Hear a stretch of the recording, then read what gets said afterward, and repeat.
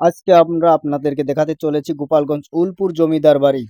তার আগে আমরা এখানে গাড়িটা রেখেছি, রেখে পার্কিং করে যাচ্ছি। যাইলে আমরা প্রথমে ইটের রাস্তার পাশে একটা মন্দির আছে, মন্দিরের পাশ দিয়ে আমরা হেঁটে যাচ্ছিলাম। হেঁটে যেতে যেতে সামনে একটা ticket counter, green village park, এই পার্কে টিকিট কেটে আমরা ভিতরে প্রবেশ করে আপনাদেরকে সমস্ত ভিডিও দেখানোর চেষ্টা করি। তারা প্রথমেই আহ, বাড়িটির সামনে এসে ভাবতেছে যে আমরা আগে কোন দিকে যাব, আগে এই বাড়ির সুন্দর বাড়িটির ভিউ দেখুন, এবং আমরা এবার আগে বাড়িটির দিক যাব নাকি সামনে আরো সুন্দর ডিজাইন ডিজাইন করে অনেক পশু পাখির ডিজাইন করা আছে, আমরা ওই যে সেখানে যাব।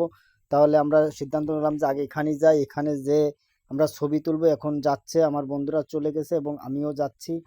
আহ,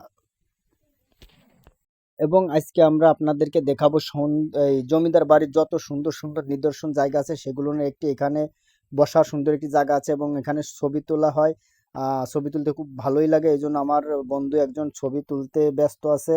এবং আমরা যাব ফুল গাছ ছেঁড়া নিষেধ, এখানে সেই পার্ক। এবার আমরা সামনে যে আপনাদেরকে পুরো ভিডিওটি দেখাবো। এটা হচ্ছে সর্বোচ্চ মাঝখান, জমিদার বাড়ির উঠানের মাঝখানে সুন্দর আলপনা করে একে ধুয়ে এই সুন্দর আলপনা করার পরে আমরা এখন চলে যাচ্ছি অপরূপ বাংলার এই সুন্দর সাজের বাড়িটি, যা না দেখলে মিস করবেন।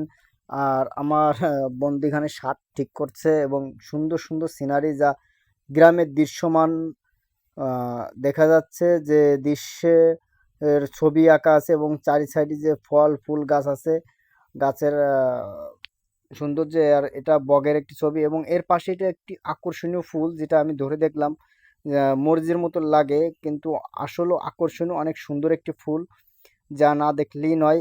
এরপরে চলে এসেছি আমরা দিঘির পাড়ে। দিঘির পাড়ে এসে আমরা পুরো দিঘিটা দেখানোর চেষ্টা করছি, এবং এই পাশে যে হাঁস রাখা আছে, হাঁসের সিবোট, এই সিবোটে উঠতে হলে 100 টাকা লাগবে। তা আমরা ভাবা চিন্তা করছি যে উঠবো কি উঠবো না। তো অবশেষে আমরা নিয়ত করলাম যে না থাক, উঠবো না। এরপরে চলে আসলাম পাশে একটি জলপরি রাখা আছে, জলপরি হাঁটতে, ওটা কি আসলে আমি জানি না, তবে আপনারা জানলে অবশ্যই কমেন্টে জানাবেন।